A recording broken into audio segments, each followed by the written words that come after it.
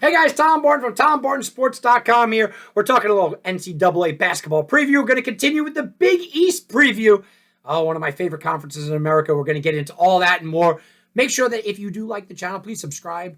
Press the like button, comment below. I want to hear from you guys. Also, check me out at TomBartonSports.com, Tom Barton Sports over on Twitter. And if you want to write me, it's TomBartonSports@gmail.com. Let's get right into it, guys. It's the Big East. It's a conference near and dear to my heart. I've made a lot of money on the Big East in the recent past.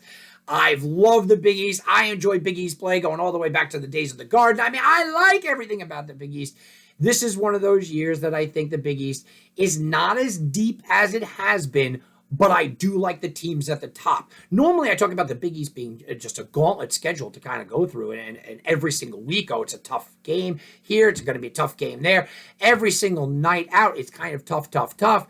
This year, I don't think it's really like that. I think that they have a lot of teams in the Big East that are taking a big step back. I think that the elite teams are taking a big step forward. So the divide in the Big East is a little bit bigger than I think we're used to. We'll get into that. So we'll start at the bottom. We'll start at Georgetown. Look, Patrick Ewing's done a nice job there, but the reality is that they look, top to bottom, you look at this team and you just go, they're just not as good, right? I mean, there's a lot of turnover here. They got a kid from Maryland. They got Heath from Arizona State. They got a cock from UConn comes over. Murray from LSU. Yeah, that's nice, but they also lost quite a bit. And you start to look at who the Georgetown Hoyas are. They're not a team that should be competing for a Big East championship this year. They're not really a team that is really heading in the right direction because of this year. I think the transfer portal is something that has hurt them. I think recruiting has hurt them more than the initial. Patrick Ewing walked onto the scene and he was able to recruit. Now it's kind of taken a step back. So I think that the program is okay. I don't think it's going in the right direction. I don't think it's going in the wrong direction. I think it's a little stagnant. Stagnant is enough for being at the bottom for me. Same thing with DePaul. Look, DePaul looked good. I mean, it really looked good early on, especially in non-conference play. It looked pretty good. And now they'll go out there and it's just all transfers again. I can't count on this team to kind of gel really quickly. Like I think that they're going to need to gel in a conference like this. DePaul is a team that will need to grow up a lot faster than I think that they're capable of growing up. And we could say that about a lot of teams in the country, and you'll hear me saying that multiple times on all of these things. The transfer portal has completely changed the way college basketball is played. Certainly could change the way that I do my previews. And this is one of those teams where it got really injured by the transfer portal, and I don't think that they're going to grow up in time. Butler is a team year after year after year. You have them in the middle of the pack, yet they're always a team that you feel like they should be a little bit better than they wind up being. But they lost too many starters here. This is the same kind of situation that you can talk about their additions, and they got a kid from Purdue and Hunter, and they got Bates from NC State, who I like. I think that his scoring can certainly help out. Ali from Akron. Yeah, they got some guys.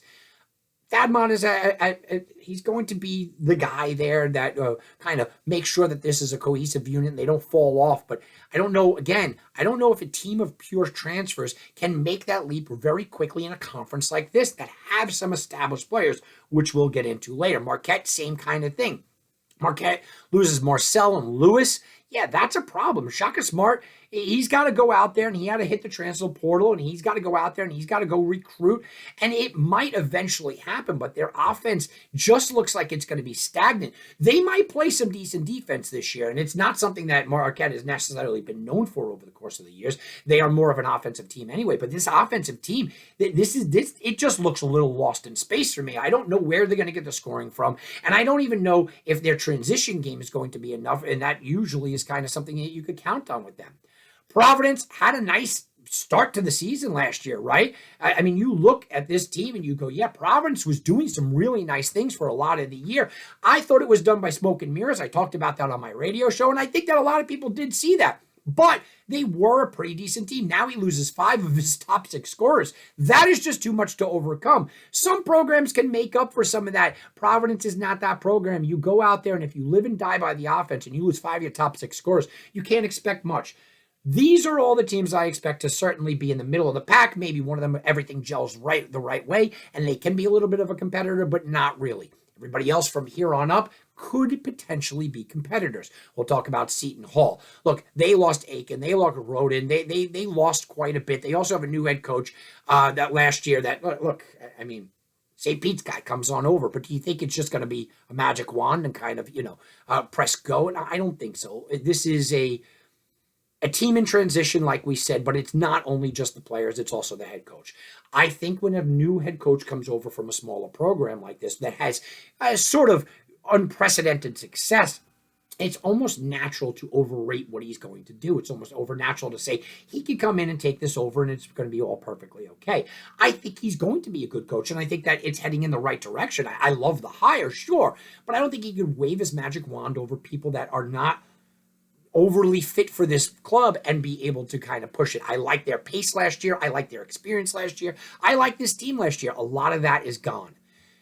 St. John's, every year, I think that the New York public pushes it, but overall, every year, I think people want St. John's to be better than they are. And every year, I find myself in the position to kind of bring it back and say, hey, guys, look, St. John's just isn't that team.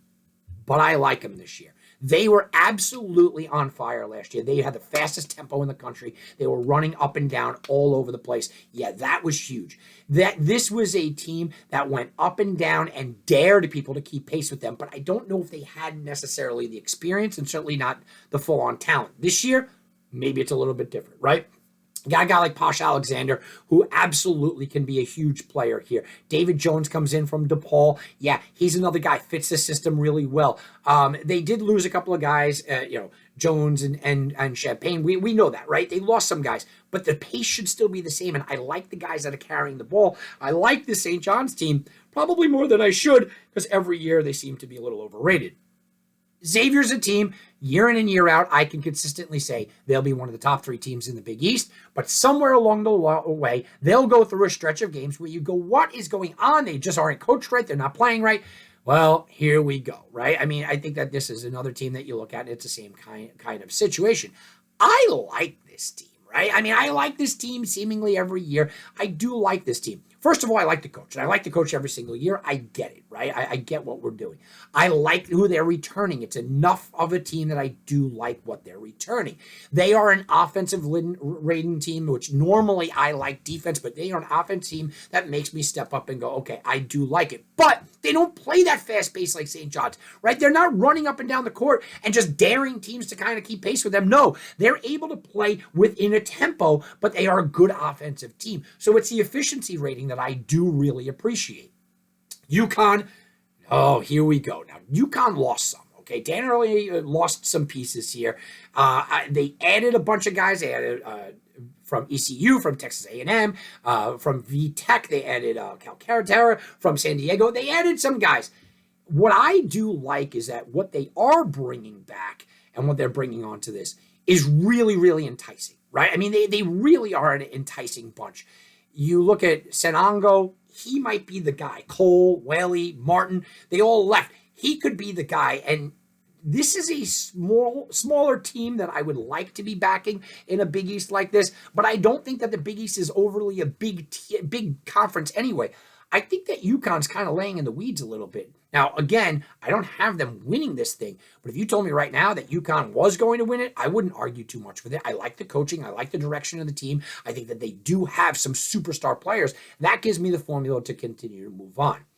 Villanova, well, Villanova is the team, right? I mean, it seems like every single year it doesn't matter, and now it doesn't matter who the coach is. It doesn't matter at all. They just continue to go out there and continue to just keep churning out win after win after win after win. And Kyle Neptune, I should say, well, he was an assistant, so it should be a relatively easy transition. When somebody comes over and they've been in the program, and it's a face that you've already kind of coached the guys, I think it's a much easier transition than kind of switching it over. Long term, it might be better, but short term, I think that Villanova will be just fine this year. Now, do I think Villanova will be just fine for a national championship or a Final Four run? No, probably not. And maybe not even a Big East title. Let's be honest. I just gave away the surprise. No, I don't have them winning the Big East. No, they lose Gillespie. They lose Samuels. Two, not only were they good players, they were clutch players, right when you needed them. Absolutely. But I do think that they are enough of a team, and it's enough of a seamless transition to the new coach to keep them right in this thing.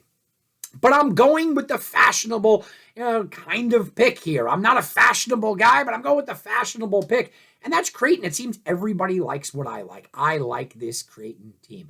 They are basically returning their entire starting rotation. I liked them last year, right? Now, you start to look at this Creighton team and you go, what do you like about them?